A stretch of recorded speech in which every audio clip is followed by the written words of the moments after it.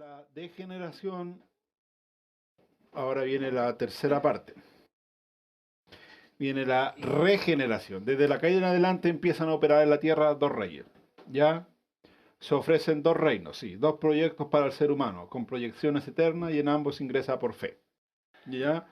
No es que el ser humano no tenga fe, siempre va a tener fe. ¿Ya?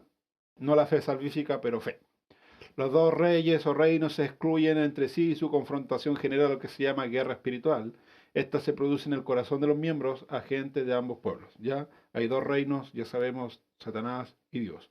Desde la caída y hasta la segunda venida, Génesis 1:1, 3:1 y Apocalipsis 20:15, Dios enfrenta su plan regenerador al plan degenerador de Satanás. Todo lo que el Señor hará en este tiempo será con el fin de restaurar en todo aquel que quiera su imagen original. Como en el caso de la degeneración, aquí el saber es crucial.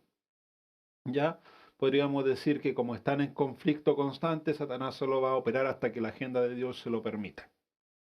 Un día Dios va a decir, ¿sabes qué, Satanás? Ya me cabría de luchar, te fuiste.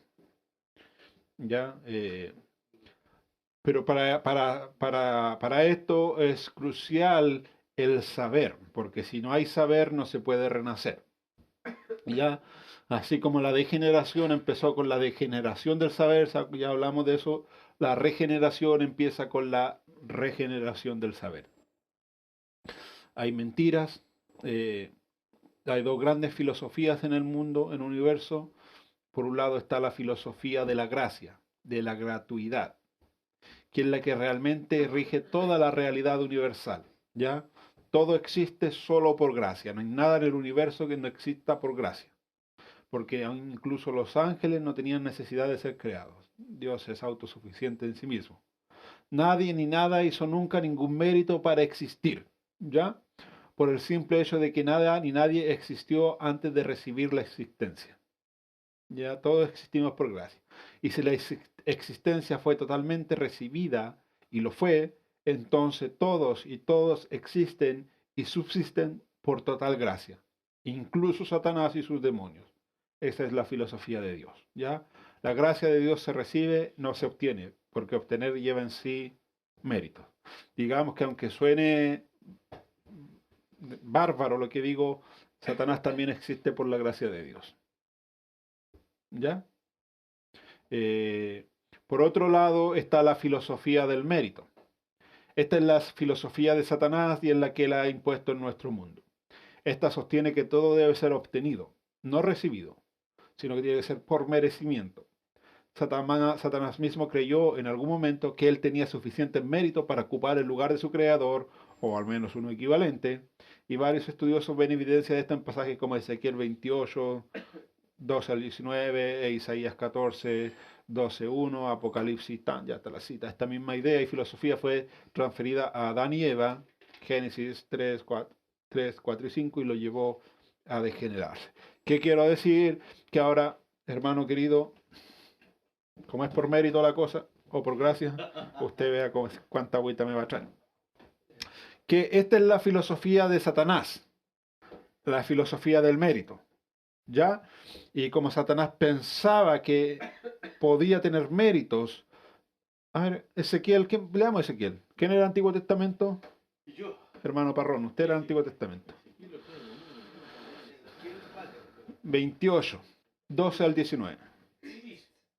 Hijo de hombre, levanta endecha sobre el rey de Tiro y dile, así ha dicho Jehová el Señor, tú eras el sello de la perfección, Escuchen. lleno de sabiduría y acabado de hermosura. En Edén, en el huerto de Dios estuviste, de toda piedra preciosa era tu vestidura, de cornelina, topacio y jaspe, crisólito, berilo y ónice, de zafiro, carbunclo, esmeralda y oro. Los primores de tus tamboriles y flautas estuvieron preparados para ti en el día de tu creación. Tú, querubín grande y protector, yo te puse en el santo monte de Dios. Allí estuviste, en medio de las piedras, después de pasear. Perfecto eras en todos tus caminos desde el día que fuiste creado hasta que se halló en ti maldad. a causa de la multitud de tus contrataciones, fuiste lleno de iniquidad y pecaste, por lo que yo te eché del monte de Dios y te arrojé de entre las piedras del fuego, oh querubín protector, querubín protector. Se enalteció tu corazón a causa de tu hermosura, corrompiste tu sabiduría a causa de tu esplendor. Yo te arrojaré por tierra. Delante de los reyes te pondré para que miren en ti.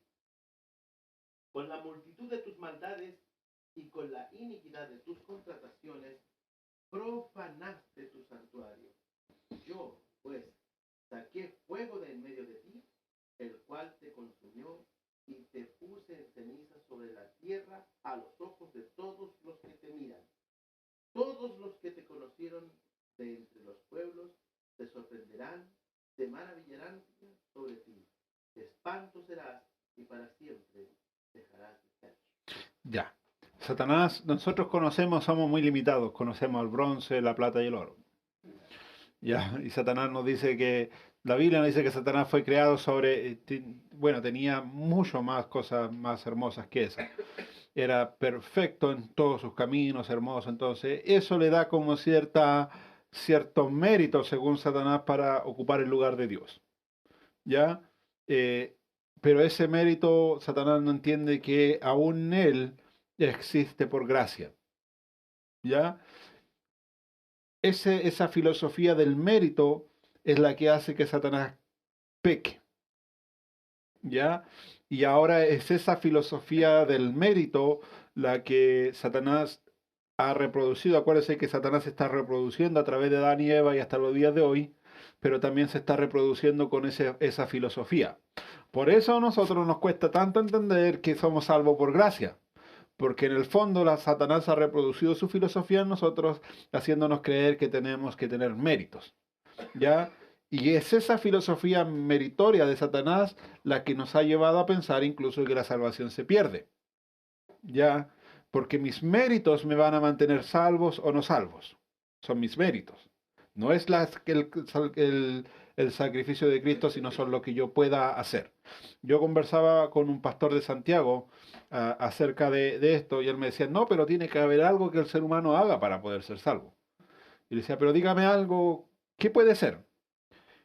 No sé por qué, pero tiene que haber algo. Y decía, no, no hay nada, es gracia. Y bueno, estuvimos hablando y no entendió.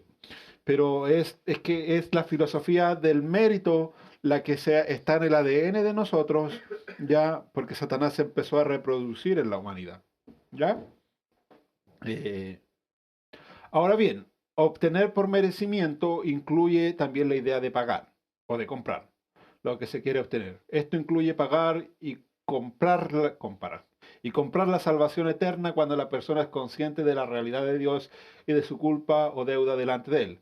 Así nació cada una de las religiones existentes, religiones de balanza, las cuales aseguran que cada individuo debe pagar real o ritualmente sus deudas, pecados delante de un Dios acreedor y airado. Ya, como es por méritos, entonces aún los cristianos evangélicos creemos que podemos hacer méritos por nuestra salvación. Esto ha producido una cantidad de mentiras salvíficas, todas basadas en el mérito, y aquí vamos a ver algunas. La primera, las buenas obras, que son como el pago real que nosotros podemos hacer.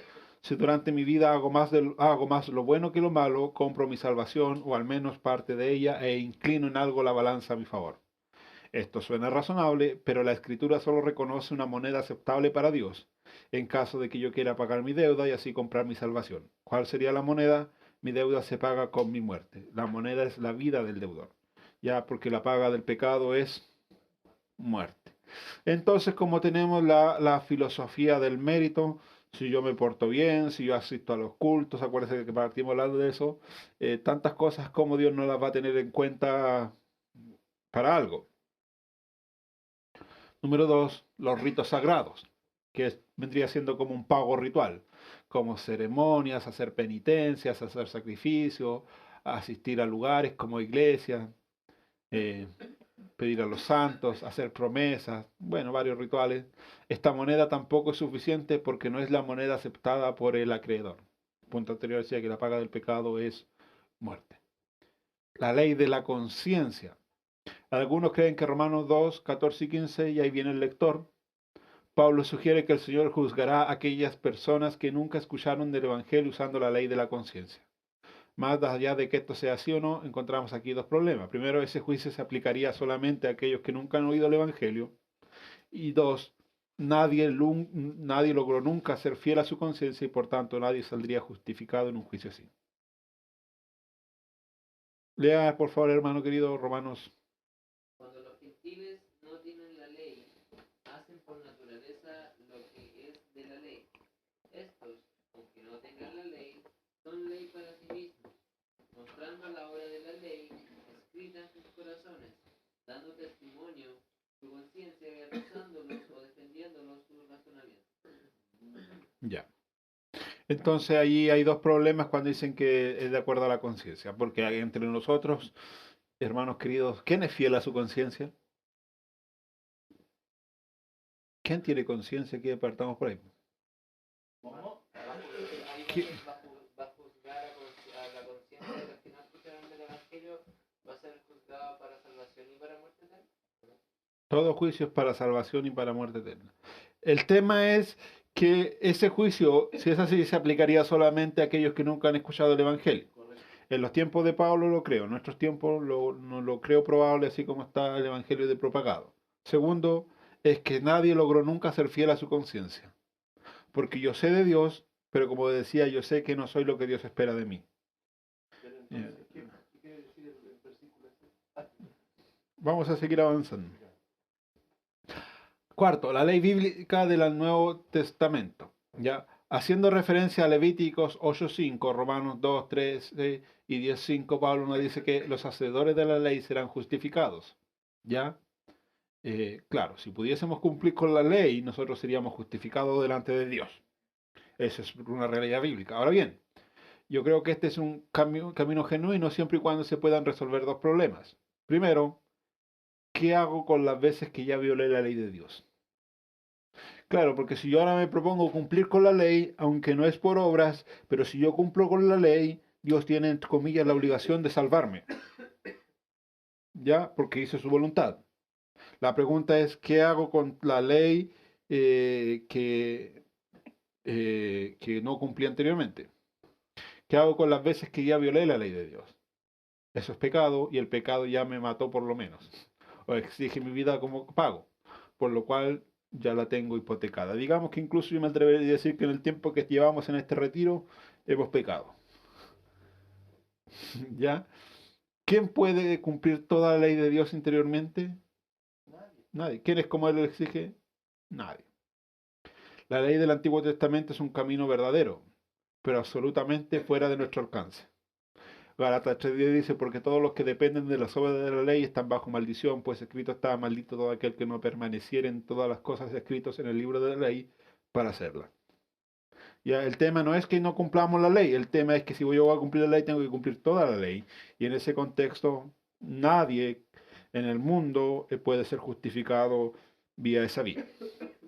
Que esas entonces, bueno, Dios hace provisión.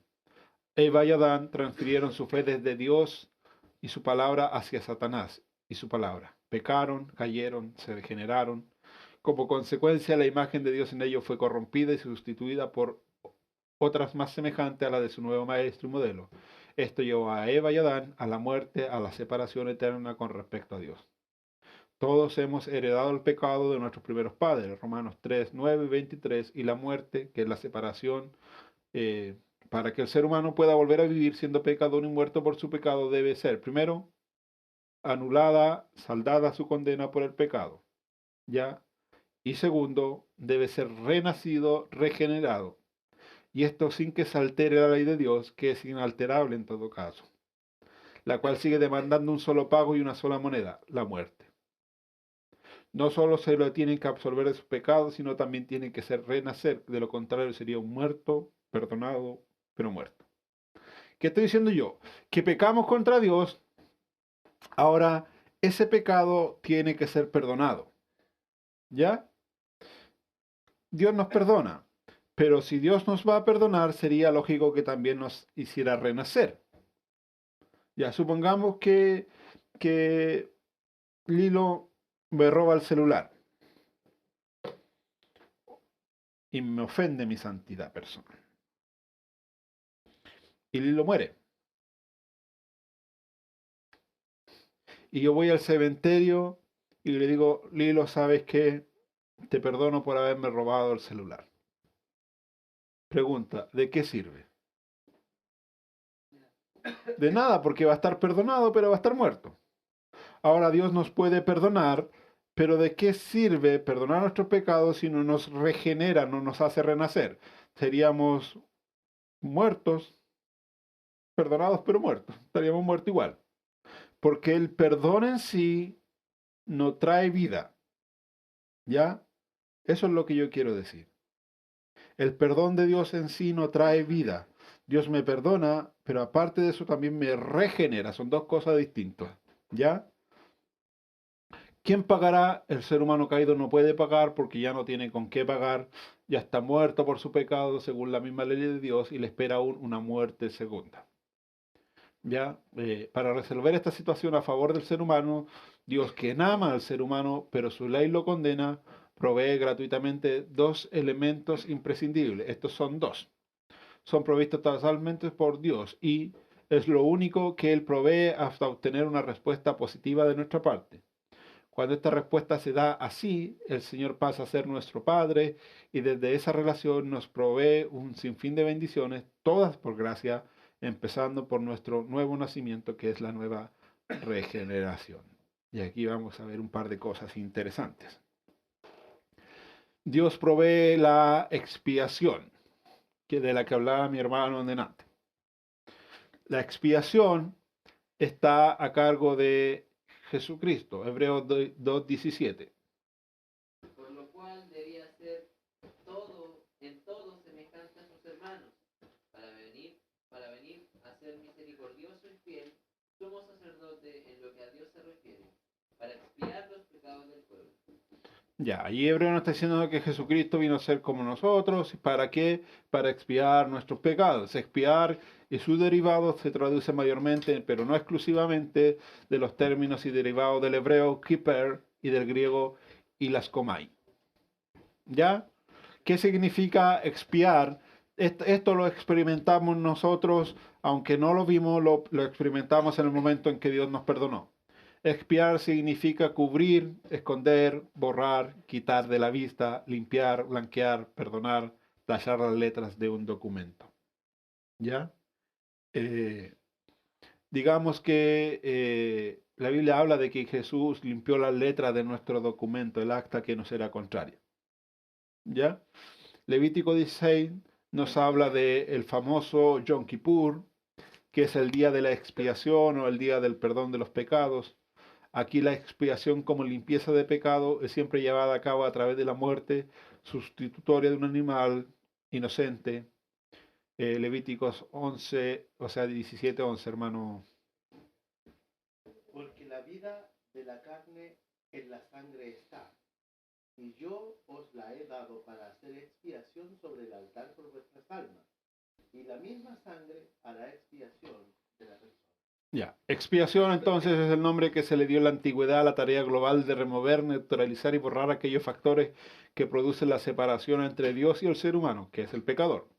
Como estos solo pueden ser borrados con la muerte del ofensor, es necesario primero que éste muera, y segundo que lo haga algún otro ser inocente en su lugar, porque el ofensor no es inocente, por lo tanto no puede morir. ¿Ya? Expiación incluye términos e ideas que están contenidos en la acción global de expiar. Digamos que Jesús no solo nos perdona, sino que también tiene que, juntamente con perdonarnos, tienen que remover la culpa o el pecado por el cual nos perdonó. Ya, eso estoy diciendo. Que Dios no solo nos perdona, sino que juntamente con perdonarnos, Él tiene que borrar los cargos que nos acusaban y por los cuales Él nos perdonó. Ya, a ver, Daniel me roba el auto. y muere. Muere porque no sabe manejar. Y Daniel se va a la cárcel. ¿Ya? Humanamente ahí le van a decir, Daniel, ya el auto del pastor no vale tanto, ya pague una semana nomás. Y eso va a ser su cargo, y eso va a ser lo que él tiene que pagar por su error, por su pecado. Pero después la sociedad lo va a reintegrar, pero sus antecedentes para la sociedad siempre van a estar allí. No sé si me entiende. Daniel va a ir a pedir una hoja, no sé cómo se llaman esas cosas, papel de antecedente, y va a salir que robó un auto. Ya Cristo nos perdonó y nuestros antecedentes fueron expiados, fueron borrados, fueron blanqueados. Digamos que Dios nos perdonó y uno de ustedes puede ir al libro de Dios y buscar Israel Parra, Israel Parra. Oiga, ¿y por qué es tan blanco si es más malo que el Nacho? Porque Dios nos perdonó, po. Y junto con perdonar, Él nos limpió, ya nos blanqueó los antecedentes y no solo hace expiación Dios como provisión para nuestros pecados, sino que Él también provee la redención. Redención y sus derivados tienen una gran riqueza de significado, entre los cuales estaría liberar, soltar, desatar, dejar ir, divorciar, deshacer, romper cadenas o muros, revocar, abolir, declarar lo permitido, rescatar, reivindicar y pagar el precio de un rescate por una persona o tierra. Esto yo lo he dicho en varias predicaciones ya. En el Antiguo Testamento la redención se traduce mayormente de los términos padash, que enfatiza la acción misma de rescatar, el término gaal, o acción de un pariente que rescata o venga un familiar, asegura su descendencia, adquiere sus tierras para asegurarse que quede dentro de la familia, y de coper, mismo término para expiación, pero enfatizados el ser vivo, sacrificado, el pago a cambio de la vida de otro. Todo esto que es medio complejo, lo voy a explicar con dos figuras bíblicas más adelante y lo va a dejar clarito. En el Nuevo Testamento, redención traduce mayormente los términos luo, lutrón o lutrosis. De ahí viene apolutrosis. No sé si han escuchado la palabra apolutrosis. ¿No? Ya, de ahí le vamos a explicar.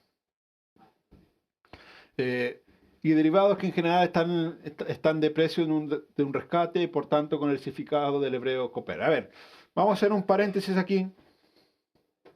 Supongamos que estamos en los tiempos de Pablo. Pablo está escribiendo las cartas. Ya somos todos romanos gentiles. Lilo es esclavo de Felipe. Porque ahí está las dos clases, los amos y los esclavos.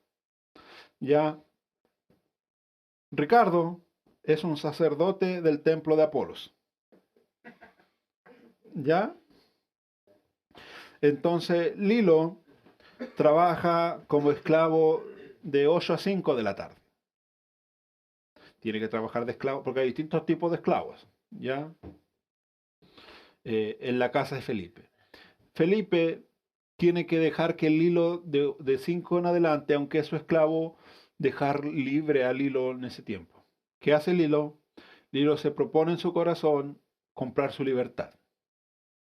Y entonces empieza a hacer pololitos o changuitas o como le llamen, y va a la casa de Nelson.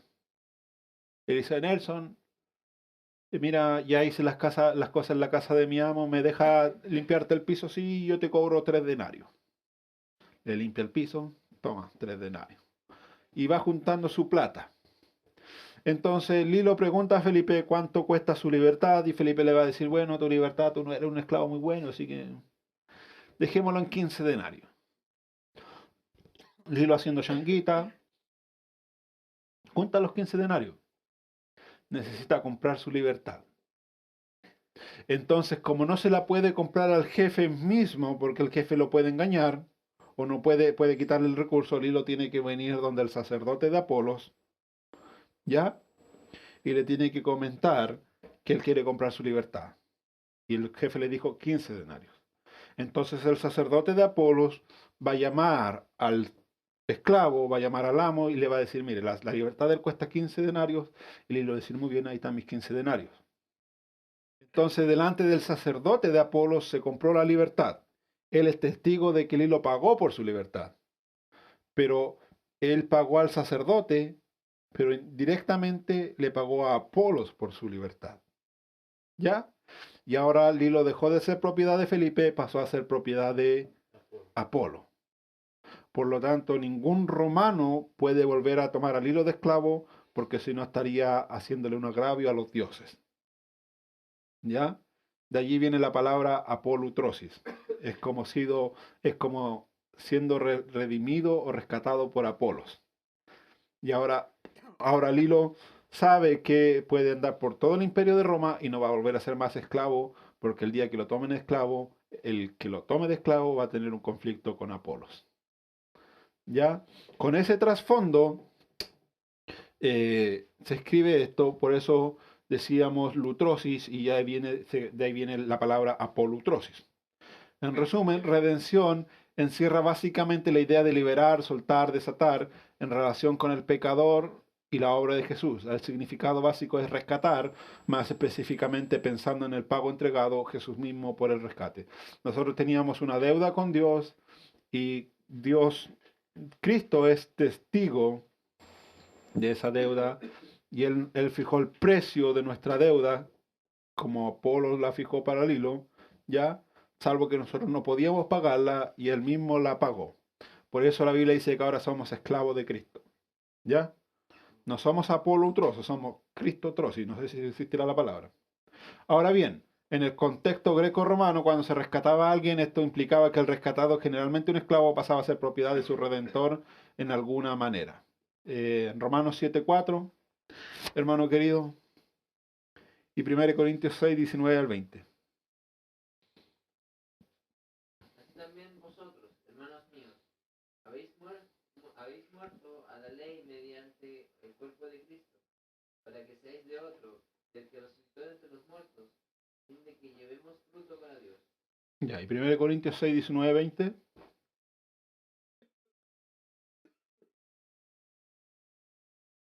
¿O ignoráis que vuestro cuerpo es templo del Espíritu Santo, el cual está en vosotros, el cual habéis recibido de Dios, y que no sois vuestros, pues habéis sido comprados por precio? Glorificad pues a Dios en vuestro cuerpo y en vuestro espíritu, los cuales son de Dios. Ya. Para ir cerrando hasta aquí, que se entienda, Cristo, la regeneración comienza con el perdón, ¿ya? Estas cosas, dice los estudiosos, que cuando uno se convierte a Cristo pasan como, no sé, 30 cosas de un paraguas, ¿ya? Yo estoy tratando de separarlas para que se vayan entendiendo.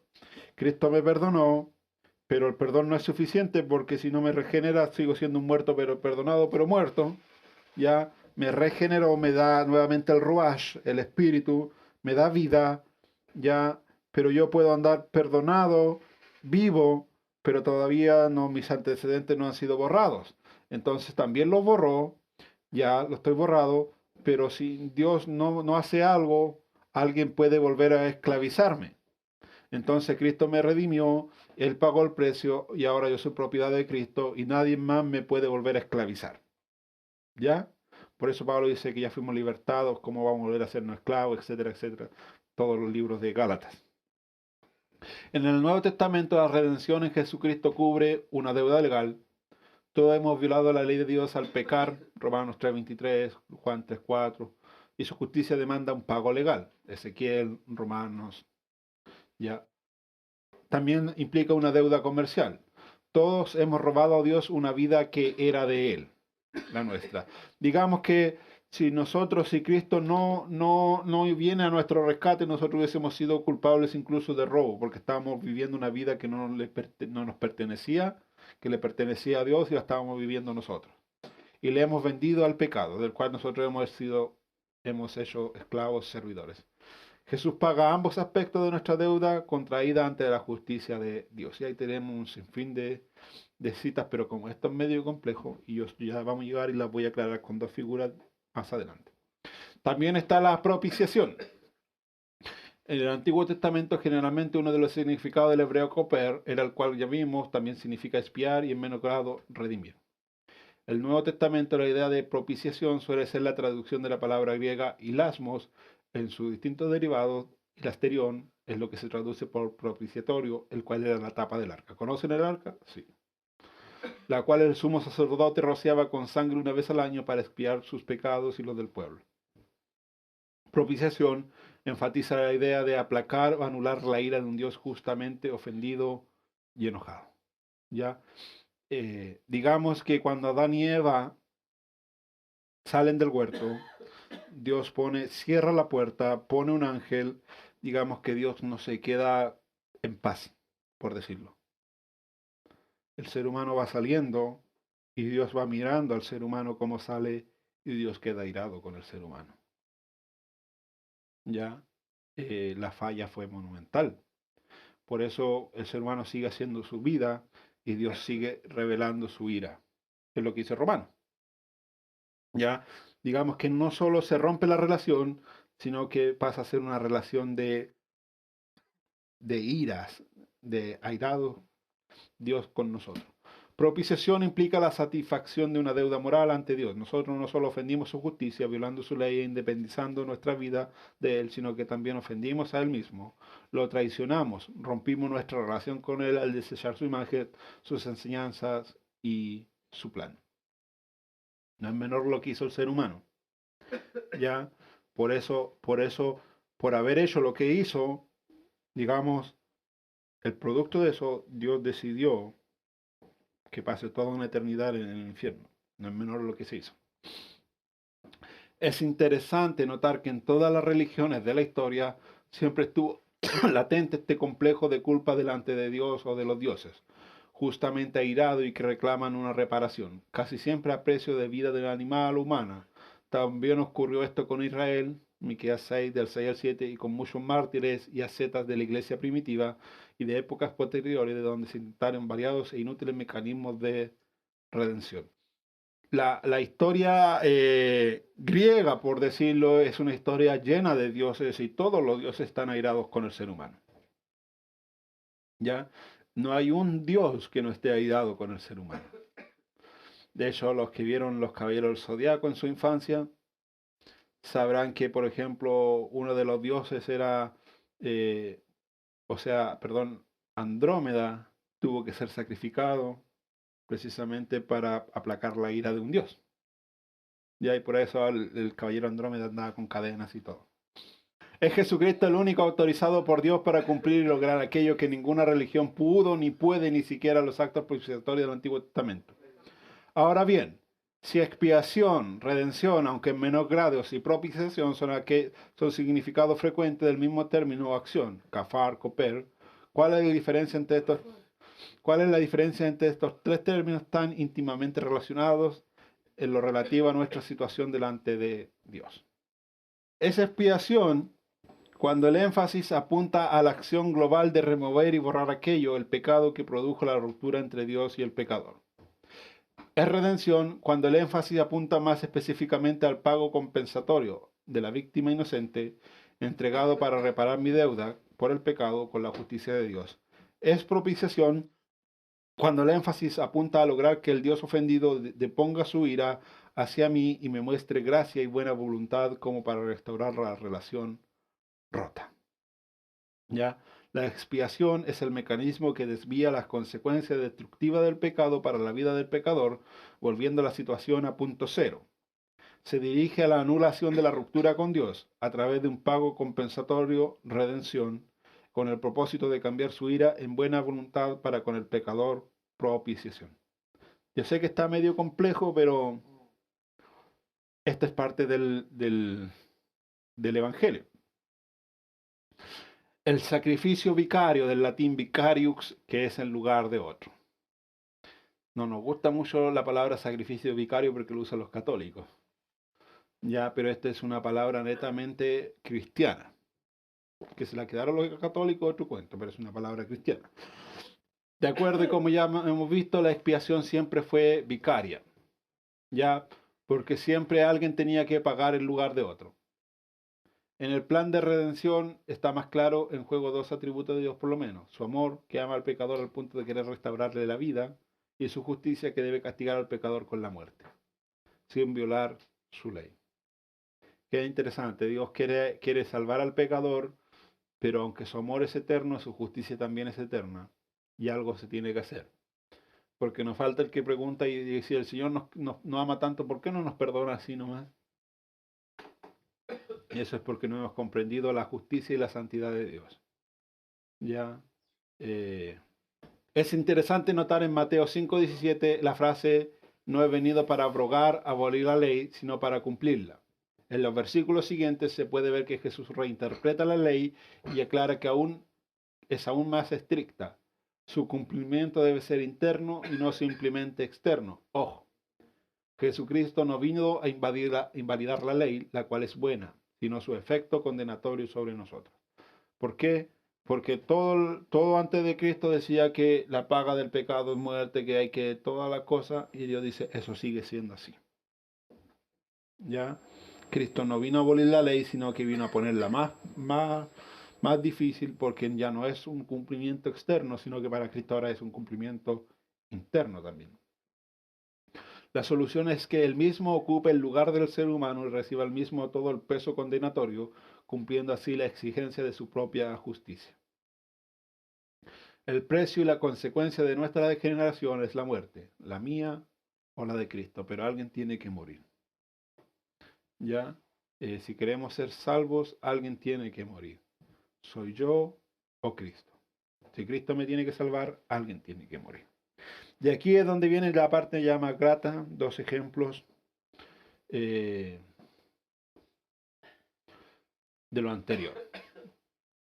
Estaba Abraham y estaba haciendo un pacto con Dios. Y en la antigüedad, cuando dos personas hacían un pacto, tenían que poner un animal, despedazar el animal y con una antorcha, digamos, pasearse entre los pedazos del animal y repetir sin parar, así quede yo si no cumplo mi promesa. ¿Ya? Entonces Dios le da sus promesas a Abraham, etcétera, etcétera. Y tienen que pasar con la antorcha. Pasa que llega la noche. Y Abraham, tienen que pasar las dos personas juntas. Pero llega la noche y a Abraham le da sueño. Y se queda dormido. De repente Abraham despierta y ve entre la oscuridad una sola antorcha, paseándose entre los pedazos del animal. ¿Ya? ¿Qué quiere decir el relato? Que Dios sabía que Abraham no podía cumplir, pero Dios había prometido tantas cosas, entre ellos la salvación, y él pesca la antorcha en la noche, hace que Abraham caiga en sueño, pesca la antorcha y empieza Dios. Así quede yo si no cumplo mi palabra. Bueno, el tema es que Dios sí cumplió su palabra y sí quedó como el animal. Ya, ese relato está en Génesis. El segundo relato, que más conocido, es el relato de Moisés y el becerro de oro.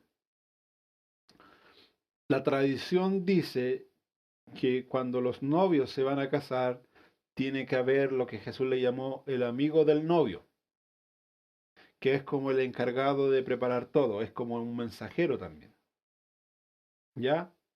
Digamos que en el Sinaí, Dios se dispone a contraer matrimonio con su pueblo. Por eso Dios lo llevó al Sinaí, lo sacó de Egipto, lo preparó y lo llevó para el desierto. Lo que Dios pretendía era que las bodas del Cordero se celebren en ese momento en el desierto.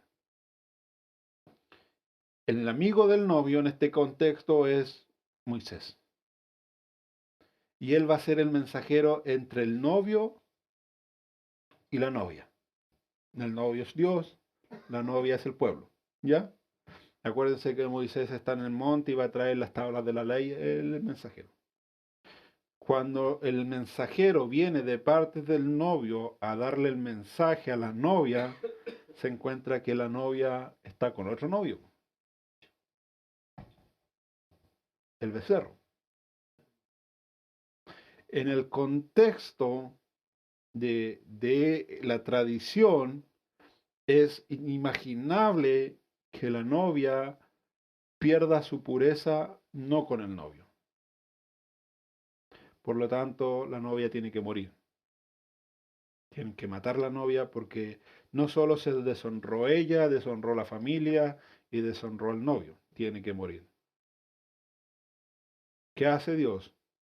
No solo perdona a la novia, siendo él el deshonrado, al que lo deshonraron, sino que él toma el lugar de la novia y él muere por la novia. ¿Me entienden, cierto? Ya, para que la novia se redima y en el futuro se puedan celebrar las bodas que ahí no se pudieron celebrar. La boda del Cordero, Dios y la iglesia. ¿Ya? Eso allí, en estos dos ejemplos bíblicos, están para enseñarnos de que Dios siempre toma el lugar y Él hace la propiciación, hace la redención, hace la expiación, etcétera, etcétera, etcétera. No hay nada que el ser humano pueda hacer. Absolutamente nada. Nada, nada, nada, nada.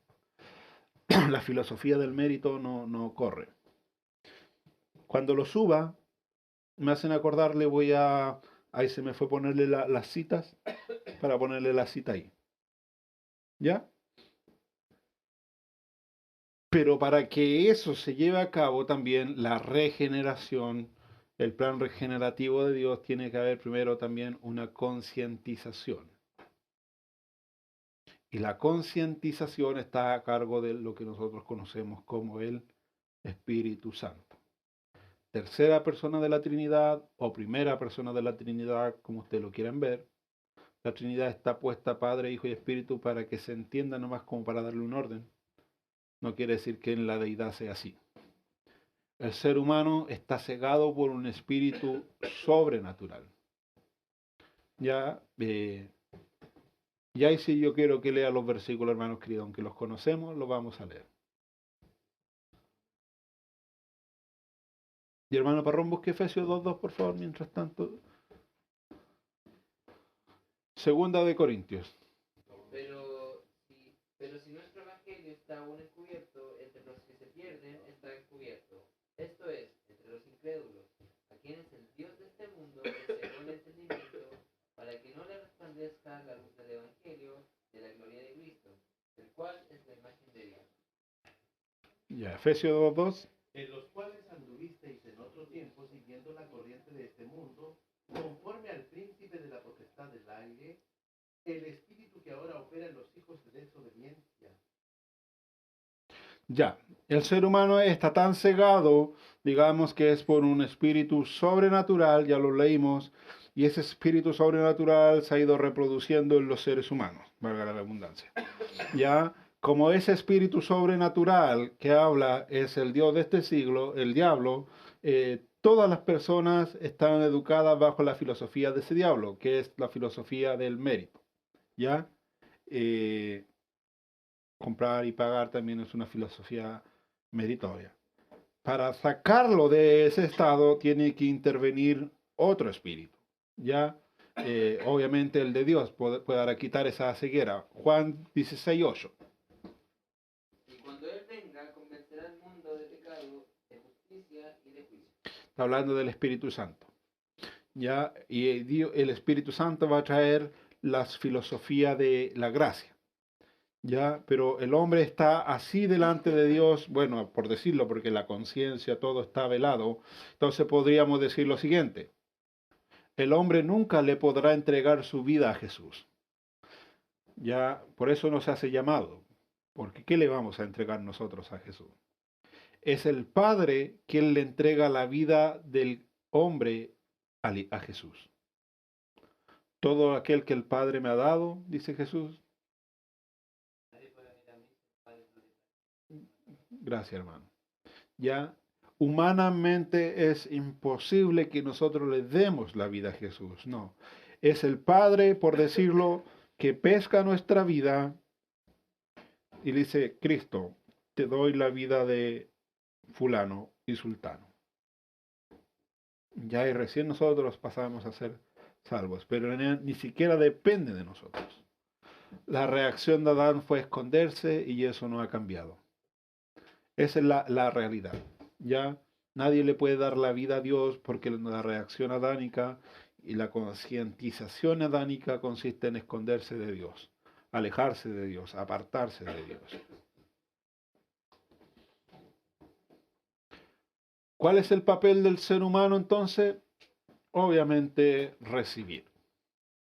Dios ha hecho su parte abriendo un camino de vida gratuito para el ser humano, sin embargo hace falta una respuesta positiva por parte del ser humano. En el caso de la expiación vimos que solo Dios la llevaba a cabo y que solo eso hace hasta obtener una respuesta de los humanos caídos.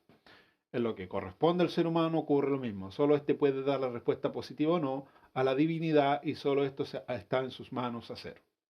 La parte del ser humano frente al plan regenerador de Dios es arrepentirse y creer.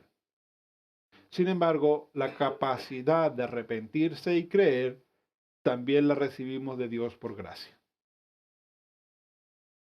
¿Ya? En eso consiste. Ni siquiera la capacidad de decidir está en nuestras manos. Tenemos libre albedrío, pero no en temas salvíficos. En temas salvíficos, ese libre albedrío cayó junto con la caída. ¿Qué pasa? Viene el arrepentimiento. En el Nuevo Testamento arrepentimiento viene del término metanoía, que es cambio de mente, con lo cual queda claro el rol importante de nuestra racionalidad aquí. ¿Ya? El verdadero arrepentimiento va dirigido a la mente, no a los sentimientos. Los arrepentimientos emotivos duran lo que dura la emoción. ¿Ya? El genuino arrepentimiento tiene que darse en todas las áreas de nuestra personalidad. Y aquí es interesante, hermanos queridos, porque como todas estas áreas fueron afectadas por el pecado, ahora tienen que ser afectadas por el nuevo saber de Dios. Por ejemplo, el área intelectual, que es el reconocimiento del pecado y del estado del pecador delante de Dios, como primer resultado de la concientización del Espíritu Santo. Esto en sí es insuficiente, pues solo lleva a comprender y admitir mi situación personal y la propuesta de Dios como realidad. Ya el arrepentimiento intelectual no es suficiente, ya que solo me hace consciente de mi pecado. Cuando mi mente es importante, pero cuando es solo la mente, yo puedo llegar a la conclusión de que me hace falta arrepentirme, pero no necesariamente el arrepentimiento está completo. Tiene que entrar a jugar también el área sentimental, que es el remordimiento, la culpa, el dolor y el pesar por ser ahora consciente que he ofendido a Dios y que estoy en apuros. Esto puede incluso marcar el fin del amor al pecado, pero no librarme de él. Esto en sí es también insuficiente, pues tanto el joven rico como Judas habrían sentido lo mismo. ¿Qué quiero decir? Que cuando viene la concientización del Espíritu Santo, yo tengo que hacer un reconocimiento del estado en que estoy. ¿Ya? Pero ese reconocimiento no es suficiente porque aún el Satanás reconoce su estado delante de Dios y no se arrepiente. ¿Ya? Y entonces, como no es solamente intelectual, mis sentimientos tienen que repudiar el pecado que estoy practicando. ¿Ya? Pero tampoco es suficiente. Está el área volitiva, que también es repudiar el pecado y todo el estado personal de mi vida, que está muerta, con el deseo sincero y la decisión de nunca más considerarla como normal. Yo les pregunto, ¿ustedes consideran su vida normal a la luz de la Biblia? Yo conversaba con una familia, y me decían, pastor, pero usted nos dice lo mismo que nos han dicho todos los pastores. Que nos congreguemos, y me dijeron, pero nosotros nunca nos hemos congregado y nunca hemos apoyado mucho a la iglesia tampoco, así que no creo que lo hagamos ahora. Yo le dije, hermanos, ¿sabe qué? Y era un matrimonio, hermanos, yo no le estoy pidiendo que se congreguen para trabajar en la iglesia. De hecho, el perfil que tienen ustedes tampoco me sirve para que trabajen en la iglesia. Yo les pido que se congreguen por lo siguiente. Y voy y le abro Efesios 4, bueno, en realidad abrí la Biblia y le expliqué Efesios 4 ya, y le decía, ustedes tienen que congregarse porque Dios espera que ustedes sean como su hijo. Y esa es la vida normal que Dios espera que ustedes lleven. Porque la vida que ustedes llevan ahora, que ustedes consideran normal, para Dios es anormal. ¿Ya? Qué interesante aquello. Entonces, cuando vemos nuestra vida y a la luz de lo que Dios quiere hacer, nos damos cuenta de que nuestra vida no es normal. Es rechazar nuestra vida anterior, tenemos que hacerlo. Es girar 180 grados, no 360, 180. 360 me deja ahí mismo.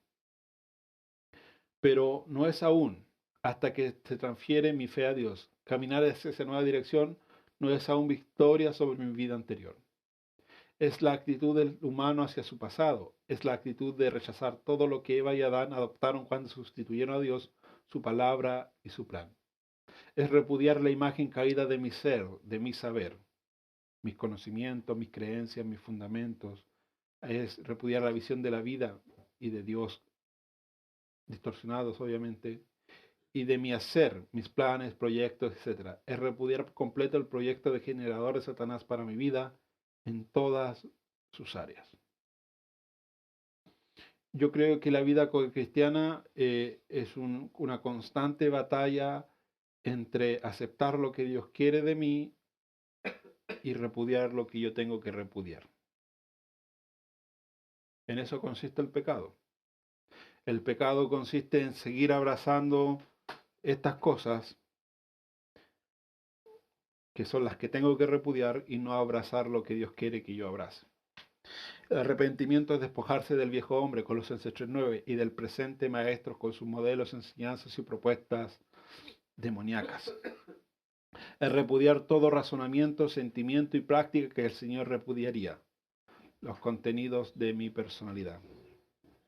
En una palabra, es renunciar a mí mismo, como Dios de mí mismo. Es ya no poner las reglas sobre nuestro arrepentirse. ¿Ya?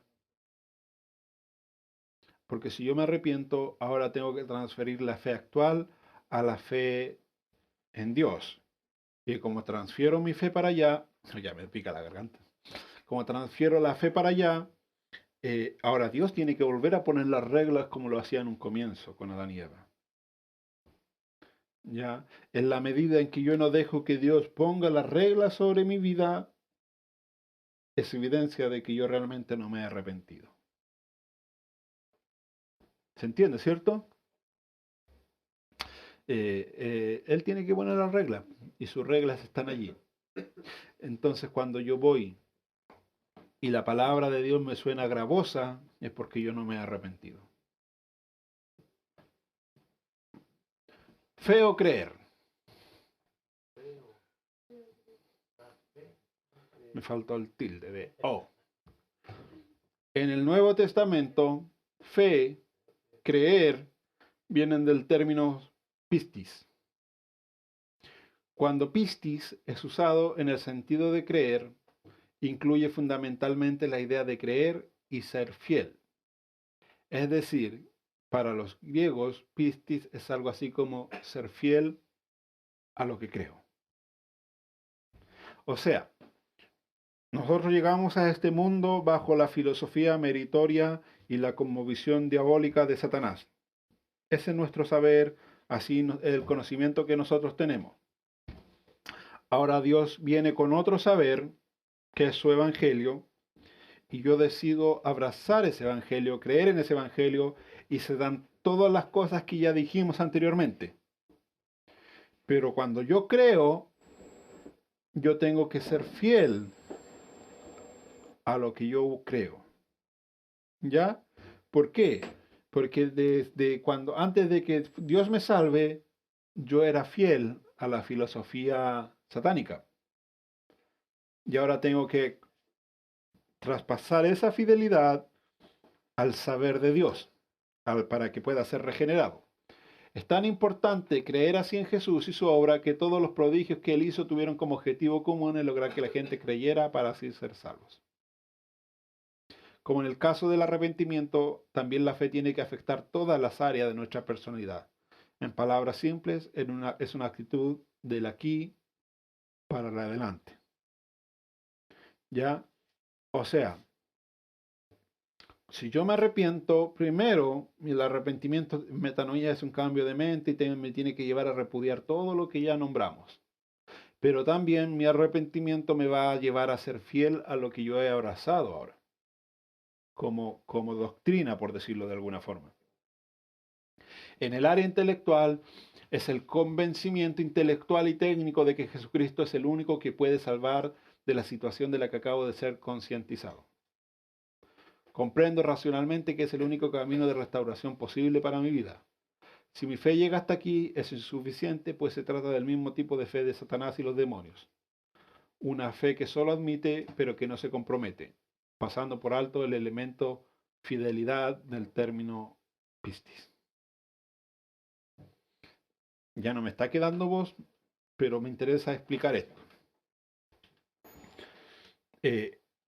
La fe que muy a menudo se ve en la iglesia, en los creyentes, es la misma clase de fe demoníaca que tiene Satanás.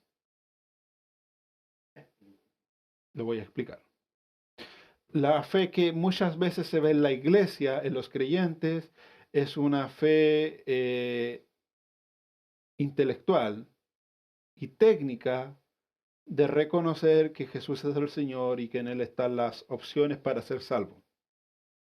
Pero como es una fe intelectual y técnica, no me lleva a un compromiso, ni mucho menos a ser fiel a ese convencimiento. ¿Me entienden, cierto? ¿Me entienden los demás, cierto? No mucho. A ver. Es que no sé cuál tema tocar porque en realidad todos me sirven y como todos me sirven, no sé cuál de dónde sacar. A ver. Ya que salimos recién de Filipenses, a lo mejor el ejemplo no es muy bueno, pero me van a disculpar por la hora. Filipenses dice que yo tengo que pensar en todo lo bueno, todo lo amable, todo lo justo, todo lo digno, todo lo puro, lo santo, lo que si hay virtud alguna, ya toda esa cosa que hablamos. Ya te entienden, ¿cierto? Nosotros sabemos que Dios me pide que yo piense así. ¿Cierto? Satanás sabe que Dios pide que uno piense así. Pero Satanás no es fiel a eso, así que no piensa así. De hecho, él piensa todo lo contrario. ¿Cierto? Nosotros sabiendo eso, no siempre nos esforzamos por pensar así. ¿Por qué? Porque yo tengo un convencimiento intelectual de que Dios pide que sus hijos piensen así, pero en la vida práctica eso es solamente intelectual. Y por eso pasan tantos pensamientos que no deberían pasar por mi mente. ¿Se entiende, cierto? Es la misma fe que tiene Satanás. Por eso hay poco compromiso. En el área sentimental, en la simpatía o confianza utilitaria, esta fe puede llevarme a escuchar con simpatía y aún confiar en su gracia y su poder para encontrar y obtener socorro frente a crisis personales, como fue el caso de miles de personas en la época de Jesús y hasta hoy. Este tipo de fe en sí es también insuficiente para la regeneración que el Señor quiere obrar en las vidas. Ya, esta es una clase de fe en la que es más utilitaria.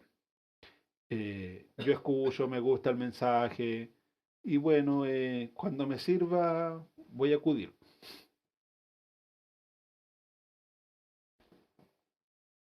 Esta es una fe que usa o aprovecha la gracia y el poder de Dios, pero en provecho de su propia persona, que sigue siendo el Dios de sí mismo. Esta es la fe que tienen las personas que venían a Jesús solamente por los panes y los peces. Jesús era una persona utilitaria para ellos. Miles vinieron y vienen a Jesús para aprovechar su gracia, pero cuando Él viene en carne, pocos, comparativamente pocos, han sido realmente regenerados para la eternidad. Ya ahí tenemos dos tipos de fe entonces que nos sirven. Lucas 17, 11 al 19. ¿Quién tenía el Nuevo Testamento? Yendo Jesús a Jerusalén, pasaba entre Samaria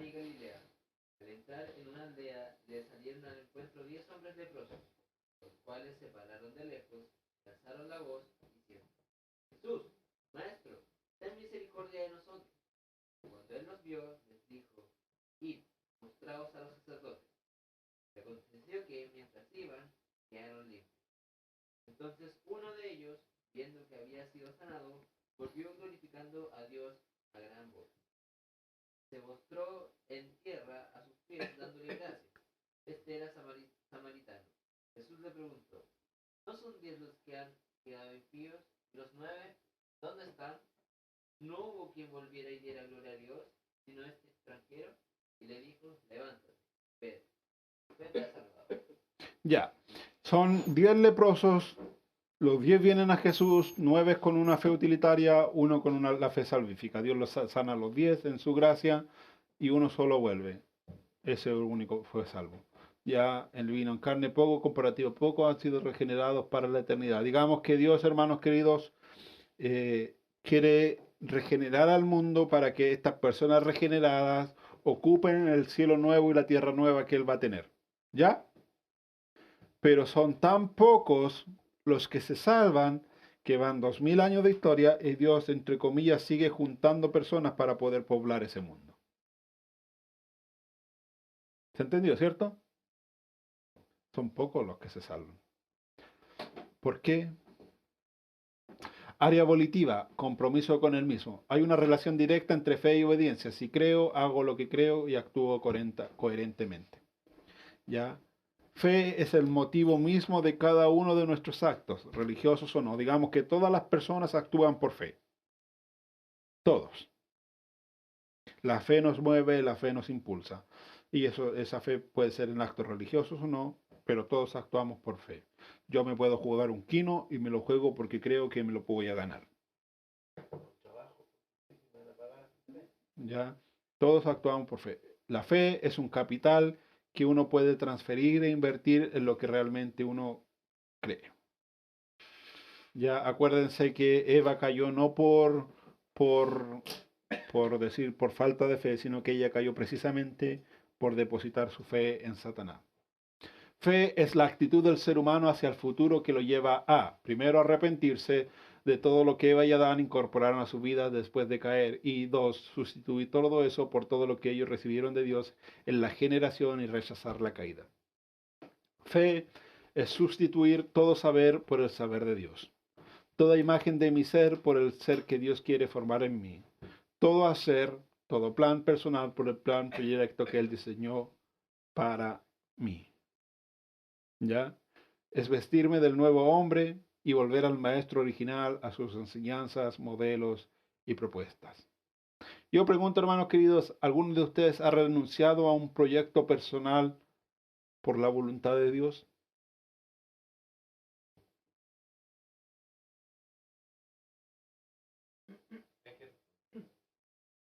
Después responde, ¿verdad? Que después vienen, pero si no se me han quedado dormidos, así que vamos a apurar Falta poquito.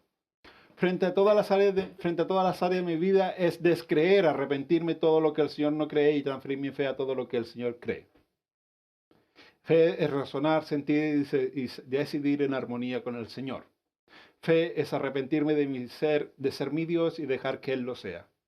Lo primero que tengo que creer es que solo Jesucristo pagó por mi muerte y me compró un lugar en su reino, el cual me ofrece gratuitamente como un regalo. Debo depender solamente de Él para mi regeneración, que es integral. Ojo, el arrepentimiento sin fe en Jesucristo solamente genera culpa, amargura, esclavitud religiosa o moral. Ya, eso da para mucho y podríamos estar otra noche completa ahí. Resultados provistos por Dios. Como ya dijimos, una vez que Dios obtiene una respuesta positiva del ser humano, Él se adueña de nuestra vida y comienza a bendecirla de distintas maneras hasta la eternidad. Digamos que la bendición de Dios no termina desde el momento en que nos hace sus hijos hasta la eternidad. Aquí veremos solamente algunas cosas que ocurren en el momento mismo que digo sí a la propuesta regeneradora de la obra Padre. Primero, somos justificados. ¿Ya? Este es el acto de gracia por el cual Dios me considera legalmente justo, anulando mi condena por ser esta cumplida en Jesucristo. Aquí Dios actúa como juez. Dios me justifica, pero esto no significa que soy justo. Esta justificación es gratis para mí, puesto que no hice nada, no hice el pago. Es el resultado directo de la redención. Digamos que Dios a todos nos ve justo, pero en la práctica ninguno de nosotros es justo. Somos reconciliados. Aquí Dios me acepta como amigo, deponiendo su ira satisfecha en Jesucristo. Este es el resultado directo de la propiciación, en donde Dios actúa como el amigo que me perdona el agravio. Si solamente hubiera sido justificado legalmente, esto no aseguraría mi relación con Dios, por cuanto seguiría siendo su enemigo. Por lo tanto, yo tengo que ser reconciliado también. Supongamos que Felipe le pega. ¿A quién le puede pegar? ¿A quién le quiere pegar usted? Al José.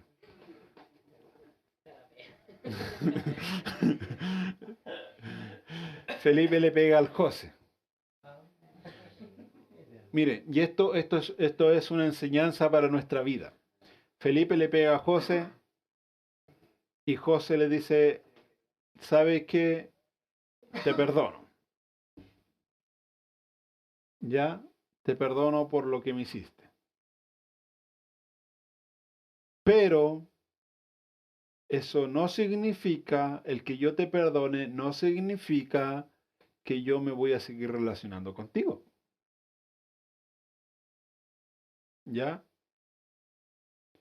Entonces Dios nos perdona, pero Él se quiere relacionar con nosotros, por lo tanto Él también, junto con perdonarnos, nos reconcilia con Él.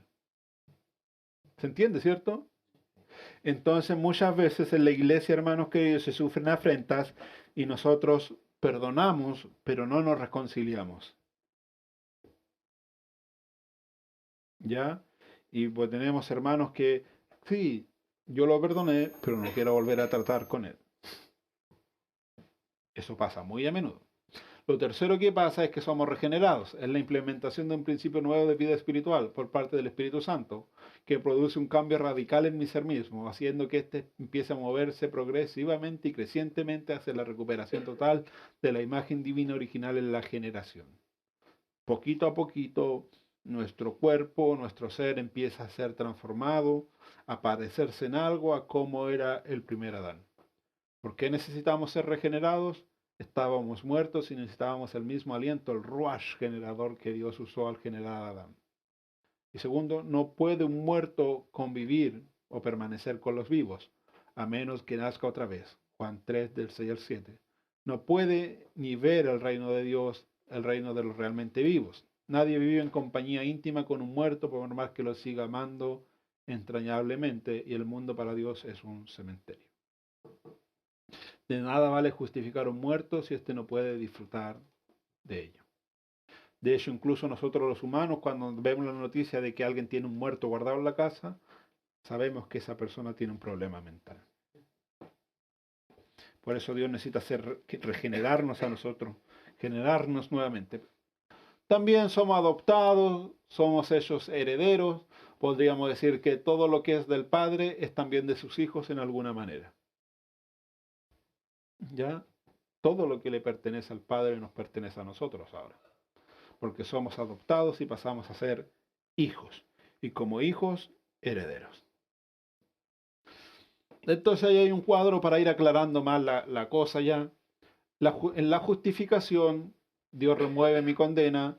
En la reconciliación, remueve la ira de Dios. La regeneración remueve mi corrupción.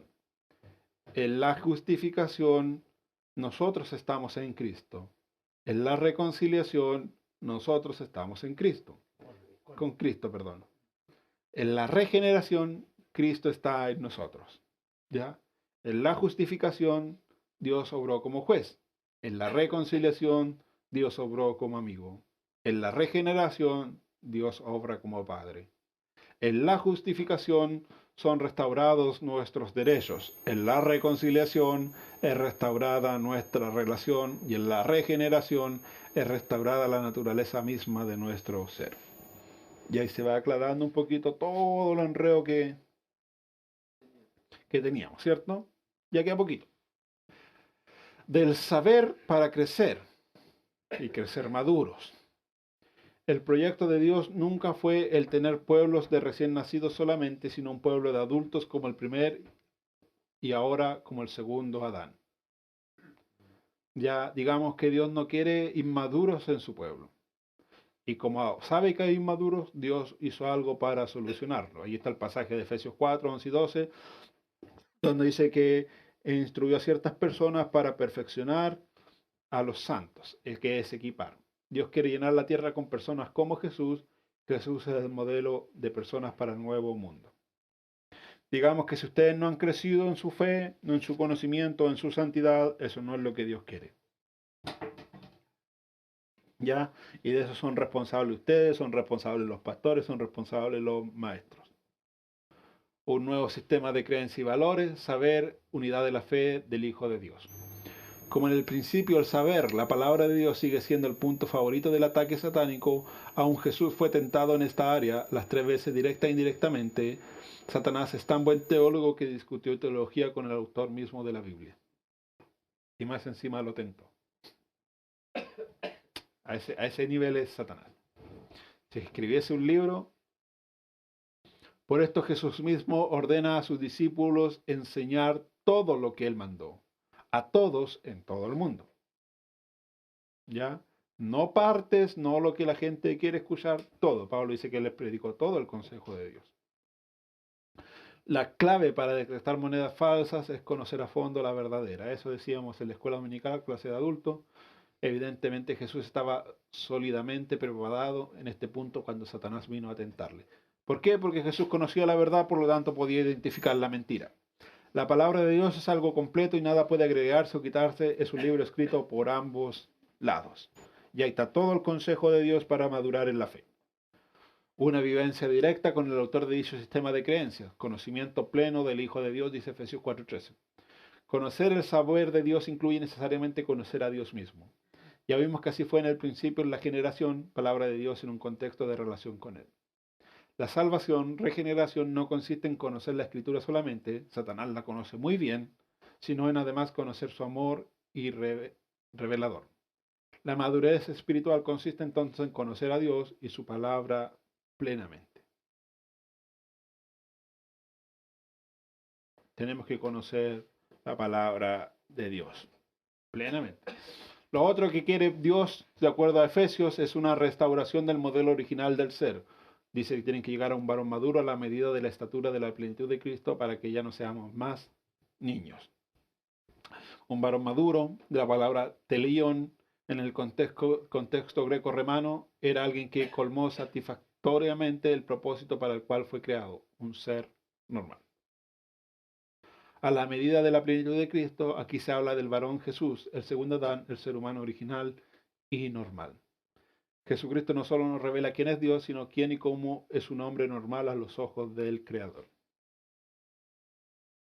Siendo el segundo Adán y el modelo normal a alcanzar por nosotros, Jesús como humano sería semejante a los humanos Adán y Eva antes de la caída, quienes reflejan 100% la imagen del Creador en sus vidas.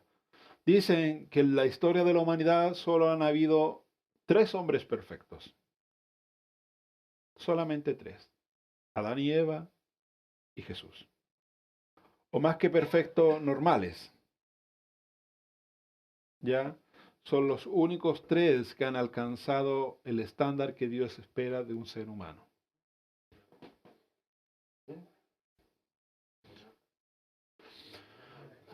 Por tanto, Jesús es el modelo Por tanto, Jesús es el modelo que todos los renacidos deben alcanzar y o apuntar hoy.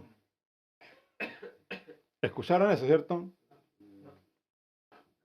Van a hacer leer de nuevo, ya no me queda garganta. Por tanto, Jesús es el modelo que todos los renacidos deben alcanzar y o apuntar hoy. Ya, esa es la meta. Él es el segundo y vigente Adán, pues él mantuvo la imagen original cuyo modelo el Creador quiere multiplicar hasta llenar la tierra. Lo otro que dice Pablo en Efesios 4 es que tienen que ser protegidos contra los peligros de la inmadurez para que ya no seamos niños. ¿Ya? Del griego nefios es precisamente el polo opuesto a telión, Nefio significa además de niño, débil, ingenuo, indefenso, inestable, influenciable, manipulable e inexperto. ¿Ya? ¿Habrá algún débil aquí? ¿Algún ingenuo? ¿Algún indefenso? ¿Algún inestable? ¿Algún influenciable? ¿Algún manipulable? ¿Algún inexperto? Del saber para ser, Efesios 4:12, es una declaración de misión de iglesia articulada por Pablo. Equipar a los santos para la obra del ministerio, para la edificación del cuerpo de Cristo. Esta es la emisión de Génesis 1:28, restaurada, regenerada y desarrollada en este pasaje. Tanto en generación como en la regeneración se puede vislumbrar dos metas en la visión del Creador. La primera es la regeneración acabada del ser humano individual, tal como originalmente fue creado, varón maduro a la imagen de Adán, Jesús. Y la regeneración acabada de la humanidad entera, la misión del ser individual. O sea, la misión de la iglesia es que la iglesia sea como Dios creó a Adán. La meta comunitaria, que el nuevo ser renacido y madurando se multiplique su nueva imagen hasta llenar la tierra, creando así la humanidad con la cual el Creador planeó poblar y gobernar este planeta. Apocalipsis 21 y 22. El plan ahora es, primero, evangelizar para regenerar. Para que haya conversión hay que evangelizar. Después, discipular o enseñar para madurar. Jesús dedicó muy probablemente el 80% de su tiempo y esfuerzo a esto, a enseñar y a discipular. Lo tercero es reproducir para multiplicar esa imagen hasta llenar la tierra. Efesios 4, 15 y 16 nos presenta el diseño de iglesia como una comunidad madura, teleión, creciendo en Cristo. Versículo 15. Es la base, el fundamento y dueño o cabeza de la iglesia. Siguiendo la verdad. Hay que seguir la verdad, no otra verdad. Así se crece en Cristo, en amor, no con otra intención. ¿Ya? La intención que nos tiene que mover es la del amor. Tenemos que crecer integralmente en todo, como Jesús creció en todo. Ya, y todo es todo, versículo 14. A veces nosotros crecemos en los temas que solamente nos interesan. Puede ser que en el día que estemos flaqueando, Satanás nos venga a tentar en otro tema y nosotros no tengamos idea de cómo defendernos. Tenemos que crecer en todo. Tenemos que crecer armoniosamente, versículo 15. La redención no solo me liberó de la condena de Dios, sino también rompió toda pared racial, nacional, social, cultural, etc. Tenemos recursos para hacer todo lo que Pablo pide. Primero es el Espíritu Santo que provee el poder. Segundo, la palabra provee la fuente del verdadero saber. Y nosotros somos los instrumentos que Dios usa, administrados por el Espíritu Santo, y administramos la palabra de Dios. Fin. Fin de las preguntas.